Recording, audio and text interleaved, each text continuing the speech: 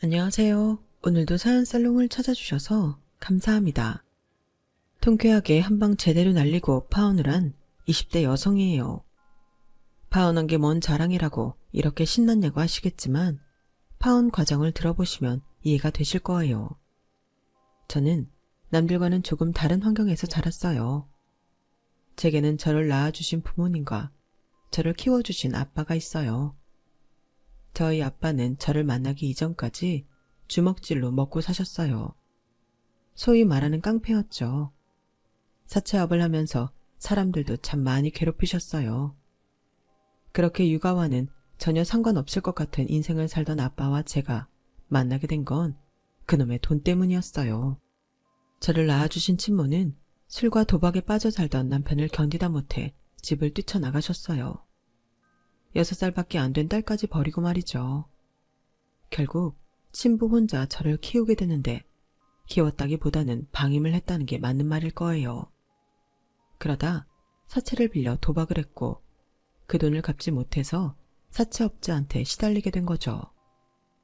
하루가 멀다 하고 저희 집에 찾아오는 무서운 손님은 그래도 저한테는 해코지를 하지 않았어요. 오히려 과자나 빵도 던져주고 가곤 했죠. 제 친부를 밀고 집안 살림을 부수고 가는 걸 빼면 저한테는 친부보다 더 나은 사람들이었어요. 그렇게 1년 가까이 친부는 그 사람들한테 시달렸고 그러던 어느 날 당시 7살이던 저만 혼자 집에 버려둔 채 집을 나가고 말았어요. 사흘이 넘도록 집안에 방치돼 있던 저는 집에 있던 빵조거리와 라면 부스러기로 연명하다가 굶주림에 지쳐 쓰러졌어요. 그런 저를 발견하고 병원에 데려간 사람은 평소 제 친부를 괴롭히던 사채업자 대장이었어요. 바로 지금의 제 아빠요. 그동안 제대로 먹지 못해서 영양실조에 탈수까지 있던 저를 모른 척할 수 없었던 아빠는 퇴원 후 저를 아빠 집으로 데려갔어요. 일단 몸에 좋은 음식을 많이 먹여야 한다는 건 알았지만 요리도 할 줄 모르고 애들을 어떻게 키워야 하는지도 몰랐던 아빠는 매일같이 무작정 저를 사무실로 데리고 나갔어요. 거기서 저는 깡패 삼촌들과 함께 아빠의 단골 식당 밥을 먹었고 씻고 입는 건 다방 레지 언니들이 맡아 해주었어요. 어머 오빠, 이 귀여운 꼬맹이는 누구야? 오빠 딸이야? 이게 미친나. 딸은 무슨 딸? 담보다 담보. 이게 내 돈 띵까 묻고 내 뺀 서상식의 딸내미 아이가. 근데 무슨 담보를 이리 애지중지해. 어머, 그러고 보니 얘 오빠랑 좀 닮은 것 같지 않아? 눈매며 코며 완전 똑같잖아. 밖에 데리고 나가면 오빠 딸이라고 해도 믿겠는걸? 그날 다방 레지 언니의 말 때문이었을까요? 아빠도 저도 서로의 얼굴을 보며 왠지 모르게 친밀감을 느꼈던 것 같아요. 그리고 불과 한두 달 사이 많은 것이 변했어요. 저를 두고 돈 받아내기 위한 담보라고 말하던 아빠가 언제부턴가 사람들한테 저를 딸내미라고 말하게 되었으니까요. 그렇게 된 데는 이유가 있었어요. 몇 달 뒤 제 친부가 아빠 밑에서 일하는 삼촌들한테 잡혀왔는데 그때 친부가 아빠한테 저를 팔았거든요. 정확히는 친부가 저를 키울 생각이 없으니 시설에 버리든 마음대로 하라고 말하자 그 말을 들은 아빠가 친부의 빚을 탕감해주는 대신 평생 제 앞에 나타나지 말라고 했어요. 그리고는 저를 딸로 키우기 시작한 거죠. 돈 장사하는 사람이 그렇게 밑지는 거래를 하다니 말도 안 되는 일이었죠. 그날 밤 아빠는 제게 말했어요. 니는 이자부터 내 딸내미다. 서정인이가 아니고 앞으로 박정인인기라. 알겠나? 차라리 다행이다 싶었어요. 친부와 사는 것보다 깡패 아빠랑 사는 게 훨씬 좋았거든요. 그렇게 서정인에서 박정인이 된 저는 얼마 뒤 초등학교에 입학을 했고 그 무렵 아빠는 사무실을 정리하고 주먹세계에서 완전히 손을 씻었어요. 이제 자식을 키우는 부모가 되었으니 떳떳하게 사는 모습을 보여줘야 한다는 게 이유였죠. 사람들은 아빠가 얼마 안가 다시 주먹세계로 돌아갈 거라고 생각했지만 지금까지도 아빠는 그쪽과는 담을 쌓고 살고 계세요. 그때 아빠 밑에서 일하던 삼촌들 중 하나가 아빠를 따라 나섰는데 아빠는 삼촌과 함께 자신들이 일순우리를 하며 사람들을 괴롭히던 그 시장통에서 생선 나르는 일을 시작했어요. 처음엔 시장 사람들이 갑작스레 변한 아빠를 믿어주지 않았어요. 저러다 눈깔이 휙 돌아피면 다시 주먹부터 쓸 놈이다 저거. 하지만 피 한 방울 안 섞인 딸을 키우며 누구보다 성실하게 일하는 아빠를 보자 사람들도 조금씩 마음을 주기 시작했고, 그렇게 몇 년이 지나는 사이 아빠는 시장 사람들 속에 완전히 스며들게 되었어요. 그 무렵 시장 사람들이 단체로 사기를 당하는 사건이 발생했는데, 그때 시장 사람들을 위해 발벗고 나서는 아빠를 보고는 사람들도 완전히 마음을 열게 되었죠. 비록 도망간 사기꾼은 끝내 못 잡았지만요. 제가 중학교에 들어갈 무렵 추산물 도매상을 인수한 아빠는 거친 과거가 무색할 정도로 완전히 시장 사람이 다 되어버렸어요. 팔과 등에 그려진 문신이 아니고서는 아빠의 과거를 의심할 게 하나 없었죠. 그 사이 아빠 밑에서 일하던 상철이 삼촌도 결혼해 가정을 이루었고 이듬해 아들을 낳았어요. 길바닥에서 주먹을 쓰며 십수년을 의형제로 지냈던 두 분은 어두운 과거를 버리고 이제 평범한 가장이자 아빠가 된 거죠. 얼굴도 예쁘지만 마음씨도 고운 상철이 삼촌 아내는 저희 집 살림까지 도와주셨어요.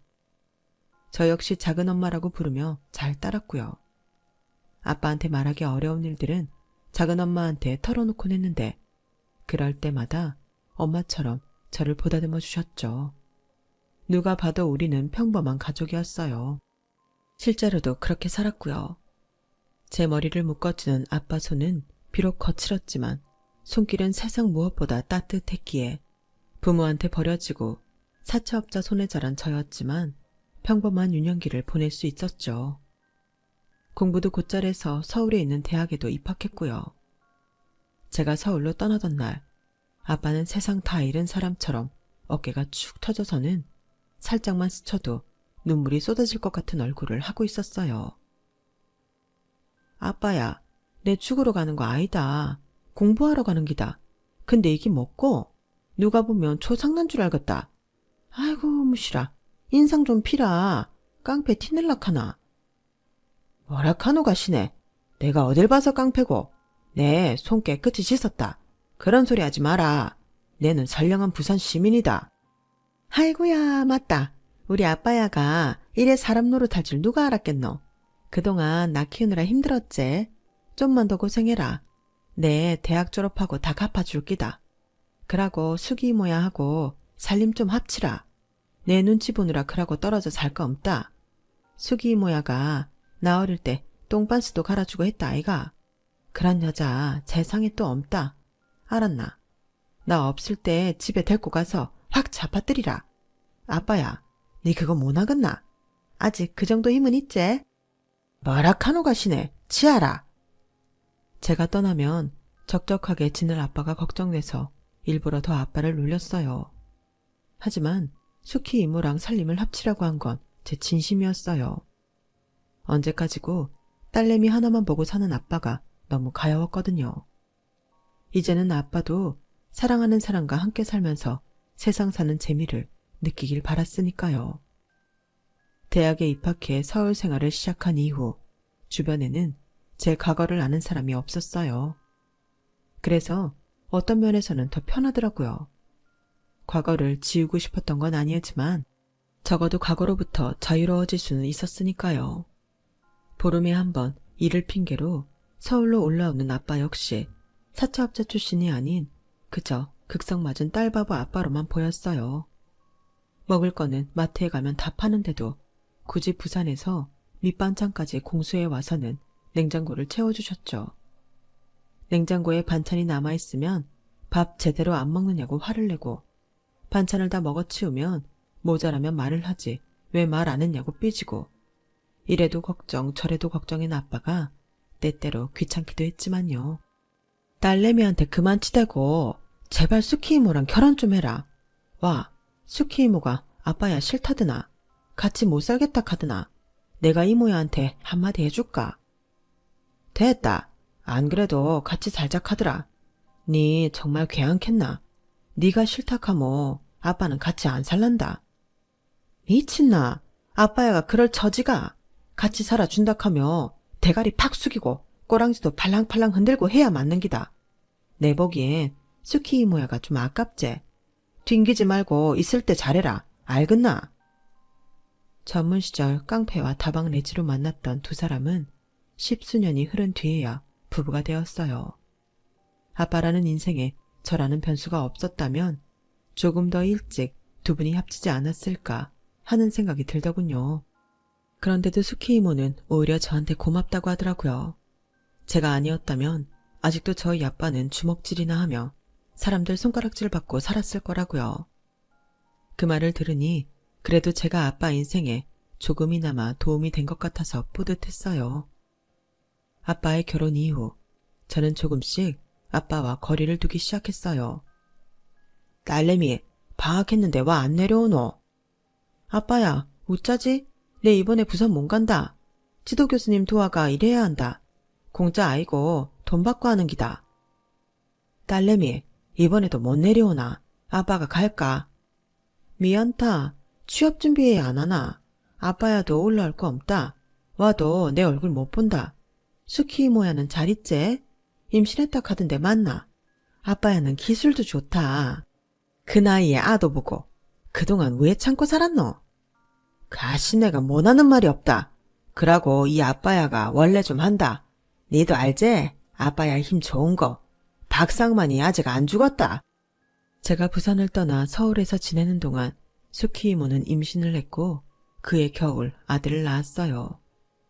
아빠는 45세야 비로소 진짜 자식을 보게 되었죠. 그제야 아빠도 번듯한 인생을 살게 된 것 같아 기쁘면서도 한편으로는 가슴이 시렸어요. 아빠한테 진짜 가족이 생겼으니까요.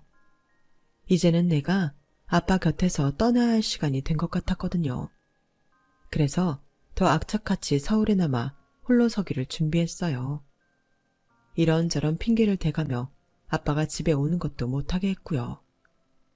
그러다 보니 조금씩 혼자 지내는 게 익숙해지더군요.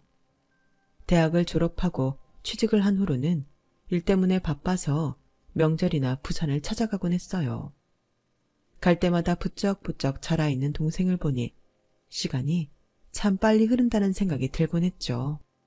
제가 쓰던 방은 여전히 그대로 있는데 왠지 제가 있을 공간이 없는 것처럼 느껴졌어요. 제가 없는 사이 집안 곳곳에는 수키 이모와 동생의 흔적들이 가득 차 있었거든요. 이제 아빠한테 필요한 건 내가 아니라 이 두 사람이란 생각에 서글펐어요. 그래서 저도 제 짝을 찾아 빨리 가정을 이뤄야겠다는 생각을 했던 것 같아요. 그래서 업무로 바쁜 와중에도 소개팅도 하고 주변에서 주선하는 자리는 마다 않고 나가곤 했죠. 하지만 인연을 찾기란 쉽지 않더라고요. 그러다 진짜 짝을 만난 건 의외의 장소에서였어요. 바로 우리 집이었죠. 하루는 퇴근에 돌아와 보니 천장에서 물이 떨어져서 주방 근처가 엉망이 됐더라고요. 그래서 주인집에 연락했더니 다음날 집주인 아들이 찾아온 거예요. 위층에서 욕실 물을 틀어놓고 외출을 하는 바람에 그렇게 됐다며 바로 수리를 해주겠다고 하더군요. 그러면서 공사를 해야 하니 한동안 집을 비워달라고 했어요. 제가 있을 곳을 따로 마련해준다고 하면서요. 그 일로 자주 만나게 되고 연락을 주고받는 사이 서로에게 호감을 느끼게 되었고 공사가 끝날 쯤엔 많이 가까워졌어요. 그리고는 사귀게 되었죠. 인연이 있으면 이렇게도 연결이 되는구나 싶더군요. 남자는 부모님 대신 건물 관리를 하며 1층에서 카페를 하고 있었어요. 원래 직업은 사진작가인데 친구와 함께 운영하던 스튜디오가 엎어지면서 임시로 카페를 하고 있다고 하더군요. 건물주의 외동 아들이니 먹고 사는 건 문제가 아니었죠. 하루하루 살아남기 위해 발발거리는 저와는 달리 자신이 하고 싶은 걸 하면서 여유롭게 사는 모습이 부러웠어요. 이 남자랑 연애를 하는 동안 살면서 가보지 못했던 곳과 해보지 못했던 것들을 참 많이 할 수 있었어요. 남자는 부모 사랑을 많이 받고 자라 사람을 대하는데 거리감이 없었죠. 저한테뿐만 아니라 낯선 사람들에게도 마찬가지로요. 그래서 만나는 동안 조바심을 내게 되었어요. 이 사람은 내가 아닌 누구와도 잘 지낼 수 있을 것 같았거든요. 하지만 나는 이 사람이 아니면 안 되니까 그게 속상하면서도 사람을 비굴하게 만들더라고요. 특히 제가 더 조급함을 느꼈던 건 남자의 태도 때문이었어요. 저도 그렇고 그 사람도 그렇고 홍기가 찬 나이임에도 남자는 결혼이 남일인 것처럼 행동했거든요. 결혼을 꼭 해야 하나? 좋으면 그냥 같이 살면 되지. 뭐하러 서로에 묶여서 살아? 외국에서는 결혼보다는 동거를 하는 사람들이 더 많다잖아. 우리나라에서도 그런 사람들 꽤 있다던데. 자기는 어떻게 생각해? 난 그래도 기왕이면 결혼을 하는 게 좋다고 생각해. 그래야 서로 간의 믿음도 더 생기고 안정된 가정을 꾸릴 수 있지. 에이, 그런 게 어딨어. 결혼 안 한다고 믿음이 안 생기나? 자기는 나 못 믿어? 솔직히 믿음이 안 갔어요. 언제 헤어지자고 할지 모른다는 두려움이 있었으니까요. 혹시 자기가 살아온 환경 때문에 그러는 거 아니야? 자기 친부모님한테 버려졌다는 것 때문에 사람을 못 믿게 된 거 아니냐고. 그런 거라면 앞으로 내가 더 잘할게. 사람한테 입은 상처는 결국 사람으로 치유해야 하니까. 어쩌면 그 말이 맞는지도 모르겠다는 생각이 들었어요.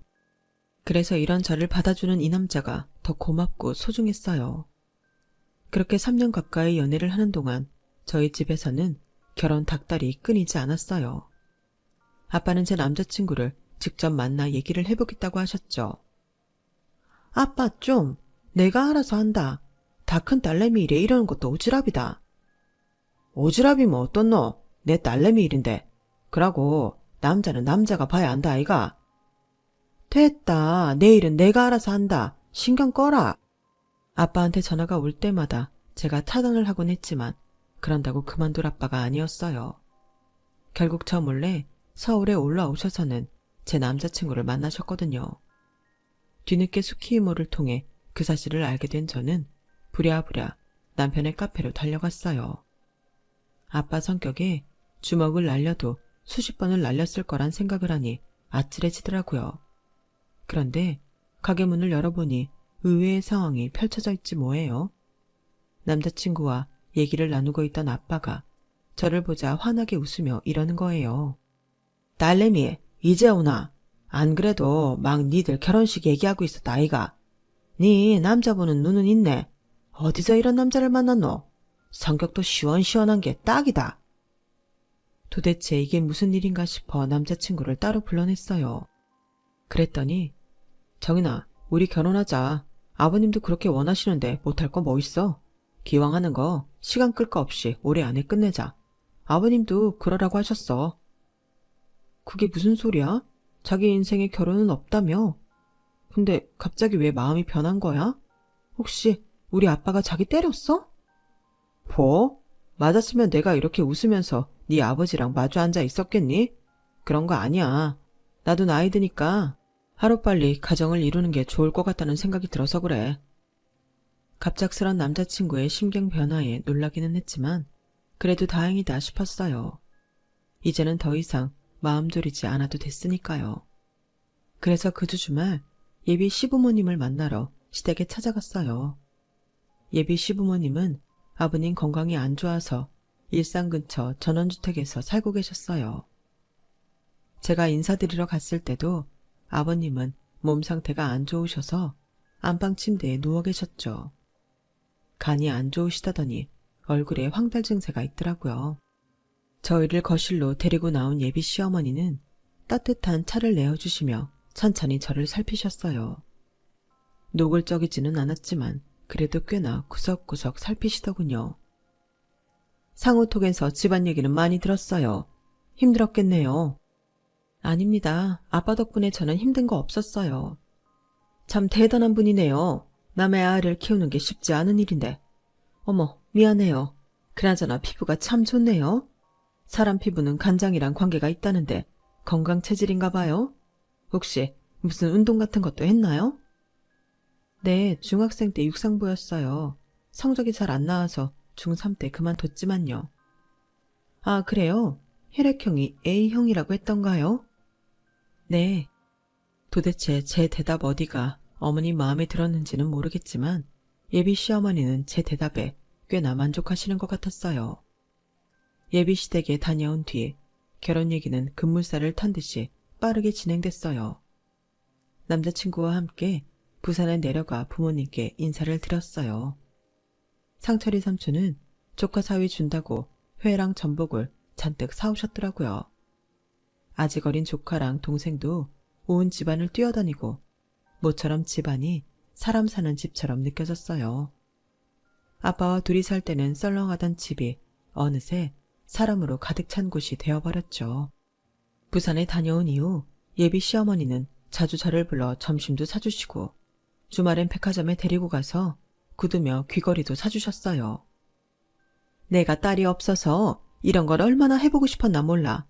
고부간에 서로 흉보고 사는 사람들도 있지만 난 내 며느리랑 모녀처럼 지내고 싶어. 정인이 생각은 어떠니? 네, 저도 그러고 싶어요. 엄마가 없어서 저도 이런 거 해본 적 없거든요. 어머님 덕분에 저도 오늘 소원 풀었어요. 어머, 넌 어쩜 말도 이렇게 예쁘게 하니?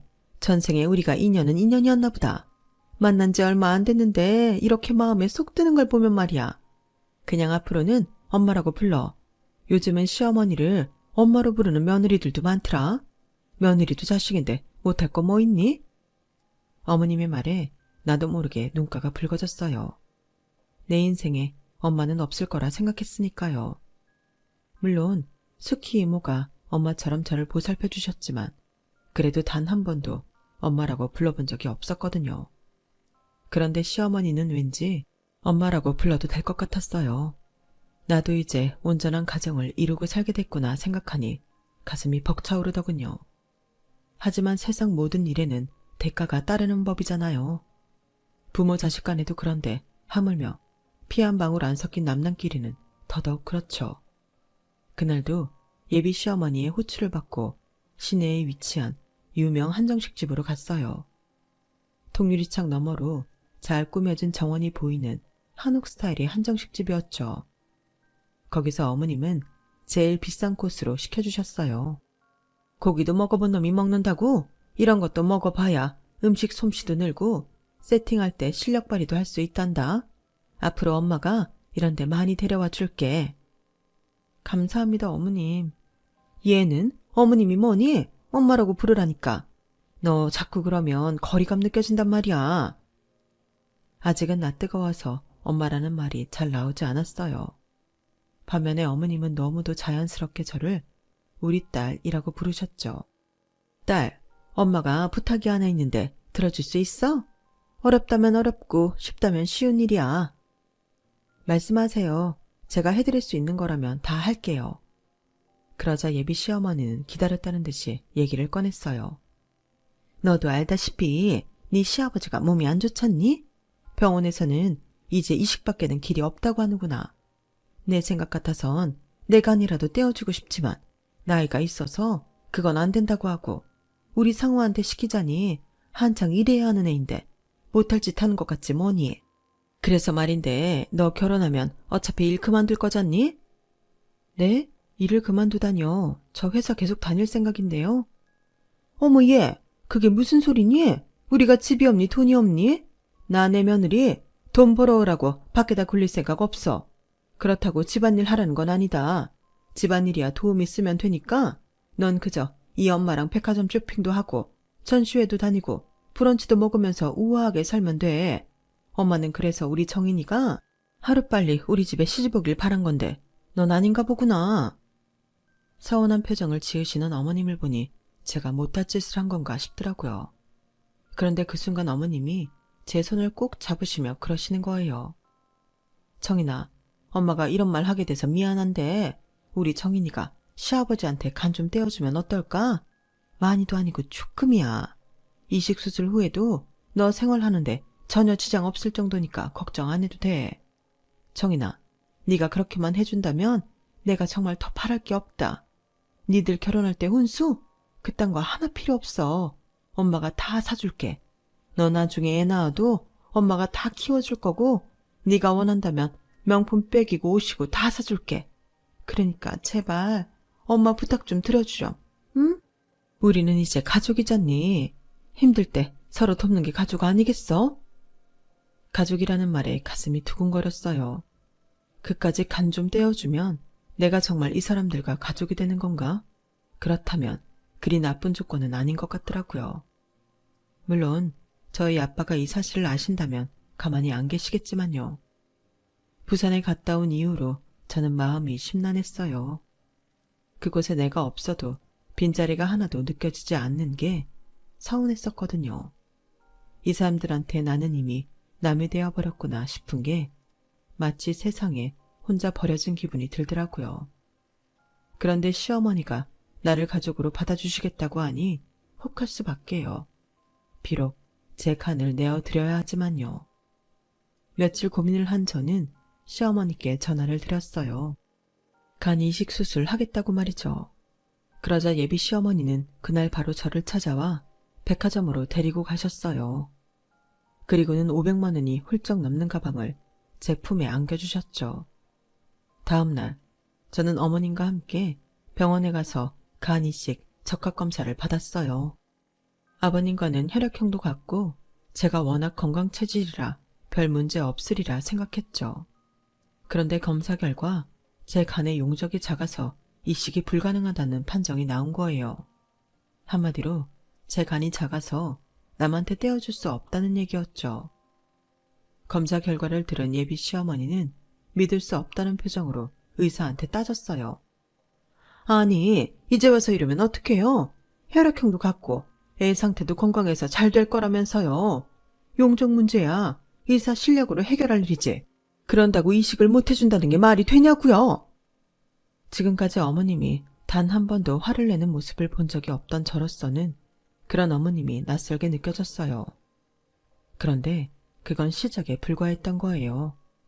간 이식이 불가하다는 판정을 받은 이후 어머님은 지금까지 내가 알던 사람이 맞나 싶을 정도로 변하셨거든요.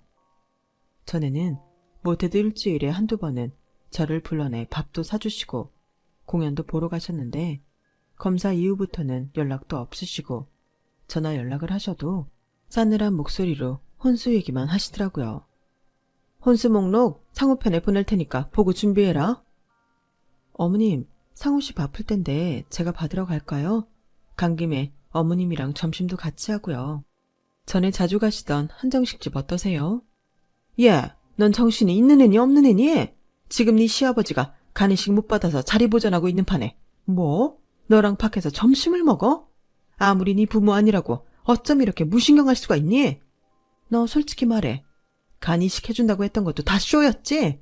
어차피 이식 못하는 거 알고 일부러 그런 거 아니냐고? 어머님, 그런 거 아니에요. 저 정말 모르는 일이었어요. 정말이에요. 믿어주세요. 아, 머리야. 어떻게 여자를 데려와도 천하에 쓸모없는 저런 걸 데려왔나 몰라. 예, 난 너랑 길게 말하고 싶지 않으니까 전화 끊자. 사람의 마음이 그렇게 쉽게 변하는지는 그때 처음 알았어요. 아니, 어쩌면 처음부터 어머님께 저는 며느리감이 아니라 강기증 공여자일 뿐이었는지도 모르겠네요. 그런데 변한 건 어머님뿐만이 아니었어요. 남자친구 역시 슬슬 저를 피하기 시작하더니 오랜만에 만나서도 짜증을 내기 일쑤였어요. 아, 뭐 이렇게 해야 될 게 많아. 이러면서까지 꼭 결혼해야 하는 거야? 이 정도 준비하는 게 뭐가 힘들다고 그래. 그리고 준비는 자기가 했어? 내가 다 했지. 그러니까 인상 좀 펴. 나 솔직히 이 결혼하는 게 맞는 건지 판단이 안 서. 너도 알잖아. 나 비혼주의자였던 거. 넌 이런 내가 결혼해서 잘 살 수 있을까? 얼마 전까지만 해도 자기가 더 들떠서 결혼 타령을 하던 사람이 하루아침에 확 바뀐 거예요. 본인은 아니라고 하지만 제 생각엔 아무래도 제가 간 이식을 해드릴 수 없게 된 게 이유가 아닐까 생각됐어요. 결혼 날짜는 다가오는데 남자친구는 자꾸 뒷걸음질 치는 것 같고 예비 시어머니는 말도 안 되는 혼수를 요구하시며 저를 괴롭히기만 하셨죠. 이런 상황도 모르고 아빠는 좋은 횟감이 들어왔다며 예비 시댁까지 찾아가신 거예요. 그리고 그날 드디어 일이 터지고 말았죠. 딸내미, 아빠가 상철이 삼촌이랑 용식이 할배 모시고 결혼식 가는 길에 니네 시댁 좀 들릴락 한다. 좋은 횟감이 있어가 물건만 전해주고 갈락하니까네 니가 전화 좀 넣어도 이서방한테 연락하니까네 전화를 안 받네. 시간 되모 같이 와가 묵으라. 이게 쉽게 만날 수 있는 횟감이 아니다. 올 거제? 아빠 거길 와가는데 그러지 말고 차 돌리라. 그냥 가지 말라고. 아빠는 좋은 건 나눠 먹어야 한다며 기어코 예비 시댁으로 가셨어요. 상견례 전에 얼굴도 익힐 겸 해서 일부러 가신 거였죠. 뒤늦게 남자친구랑 연락이 된 저는 뒤따라 예비 시댁으로 향했어요. 아니나 다를까 어머님은 똥 씹은 표정으로 저희 아빠가 가져오신 횟감과 해산물들을 주방 싱크대에 던져놓으셨더라고요. 그리고는 환자도 있는 집에 함부로 찾아왔다며 아빠한테 화를 내고 계셨죠. 아빠를 태워 저희 시댁까지 모셔온 상철이 삼촌은 얼굴이 울그락불그락해서는 당장이라도 한마디 할 기세였어요. 그런데도 아빠는 화를 꾹 참으시며 미리 연락 못하고 찾아와 죄송하다며 고개를 조아리셨죠. 그리고 예비 사돈한테 인사만 하고 가겠다고 안방으로 들어가셨어요. 그런데 예비 시아버지 얼굴을 본 아빠가 소리를 버럭 지르시지 뭐예요. 이게 누구? 네 이장수 맞지? 부산서 시장 사람들 돈 띵까 묻고 내 뺀 이장수 맞단 말이다. 아이고야 세상 참 좁다 카더니 우리가 이래 만나네. 니 내 돈 빌려 쓰고 안 갚은 건 기억하드나? 나 모르겠나? 시장통에서 일손으로 하던 박상만이다. 그때 니가 뗀 감옥은 한 기삼천 됐지? 상철아 니 이리 와봐라. 니가 포항까지 잡으러 갔다 허탕친 이장수 여 누워있다. 그 말에 상철이 삼촌은 안방으로 달려갔어요. 그리고는 잠시 뒤 입에서 육두문자가 쏟아져 나왔죠. 그러자 침대에 누워있던 아버님이 귀신이라도 본 사람처럼 벌벌 떨기 시작한 거예요. 아니 이 사람들이 환자 앞에서 무슨 짓이야. 당장 안 나가? 예, 너 이리 와서 네 아빠 데리고 나가라. 아이고, 지 부모한테 버림받고 남의 손에 자랐다더니 고작 널 키워준 게 주먹질이나 하고 살던 깡패였니?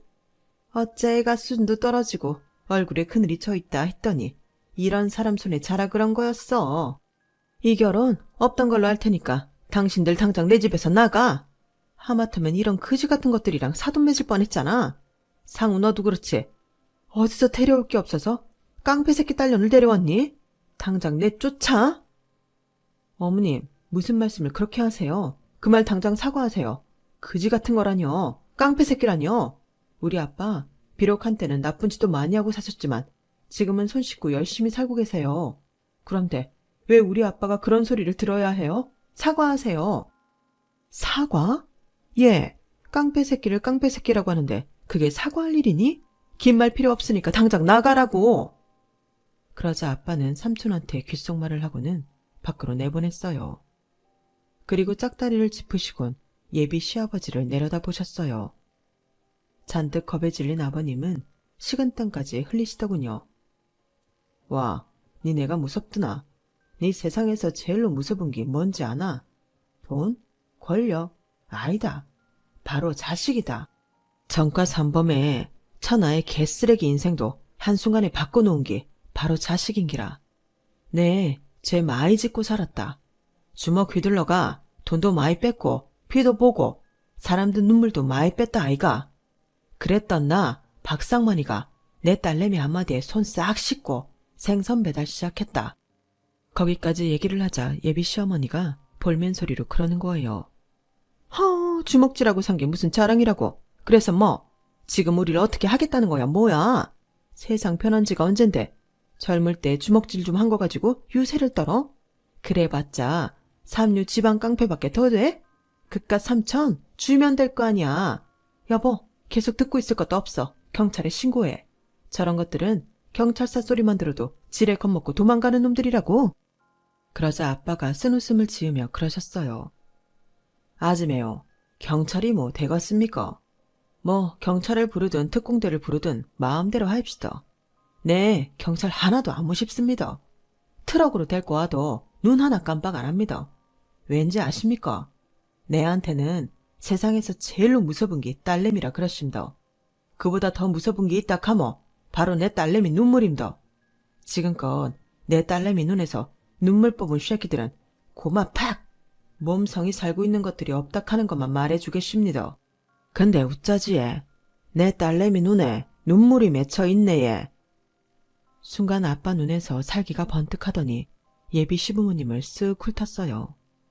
마치 눈앞에 사냥감을 두고 혓바닥을 날름거리는 흑사의 눈처럼 살기가 흐르는 통에 예비 시부모님은 꼼짝없이 얼어버리고 말았어요. 그때였죠. 현관 쪽에서 상철이 삼촌 목소리가 들렸어요. 형님, 준비 끝났습니다. 안으로 들일까예? 그 말에 남자친구와 그 가족들은 사색이 되었어요.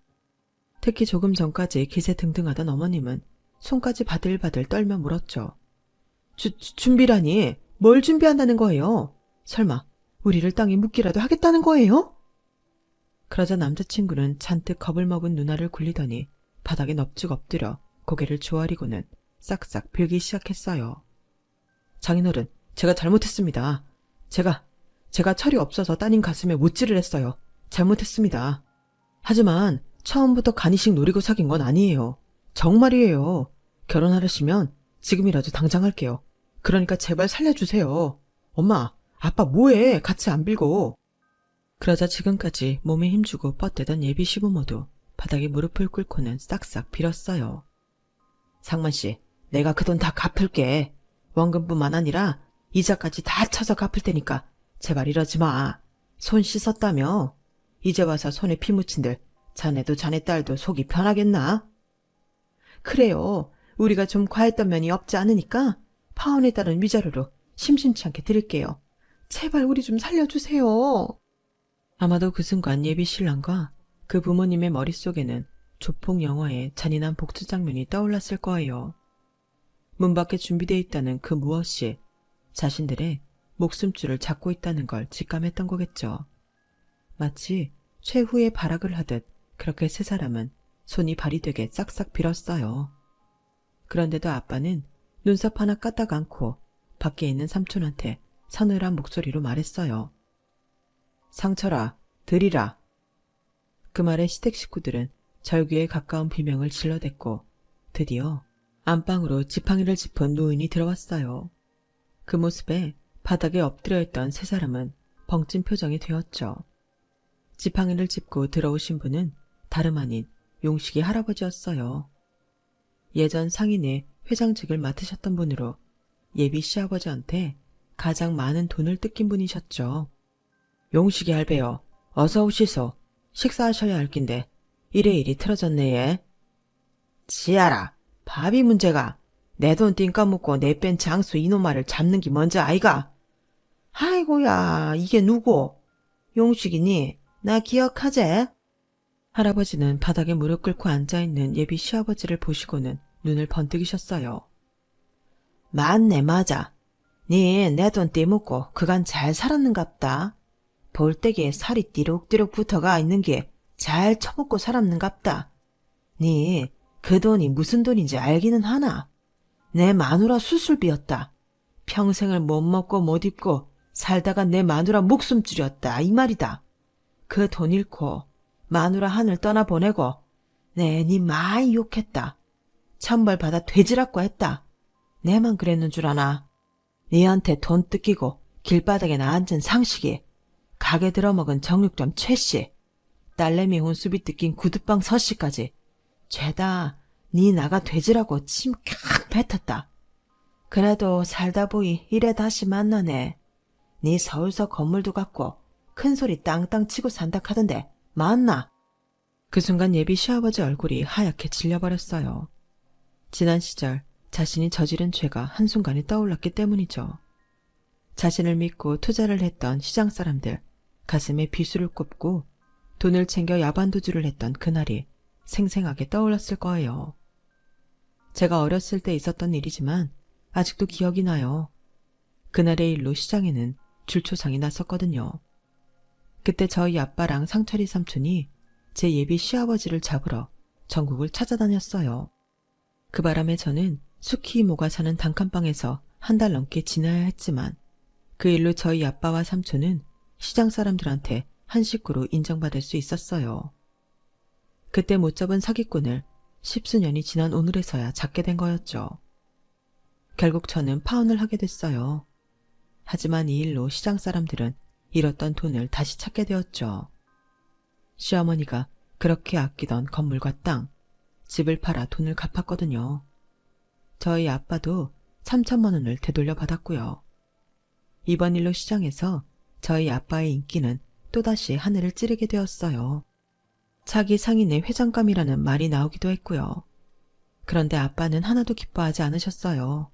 딸내미가 파혼을 하게 됐으니 말이죠. 아빠야, 내는 차라리 잘 됐다 싶다.